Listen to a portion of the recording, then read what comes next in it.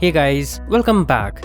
So a new Motorola branded watch may soon hit the market called the Moto Watch 100. And although you might think Motorola is making the smartwatch, they are not. Instead, a little known company called Buy Now purchased the Motorola branding rights for the smartwatch market a while back, and now the said company is owned by CE Brands. So technically, it's not manufactured, distributed or even advertised by Motorola.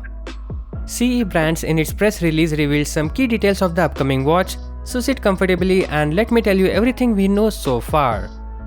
According to the press release, this watch is designed for an entry-level price point but will offer premium feeling.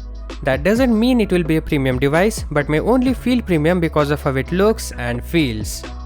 A new operational update presentation suggests that the upcoming Moto Watch 100 will be nothing but the Moto G smartwatch that was earlier scheduled to launch in June 2021.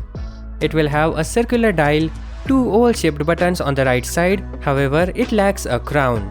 Furthermore, the FCC listing reveals that the watch has an aluminum case, a heart rate sensor, GPS, Bluetooth 5.2, 5 ATM water resistance rating and a 355 mAh battery. That's identical to the cell capacity of the Moto 360 launched in 2019, which means that the 1.2-inch display size could also be unchanged.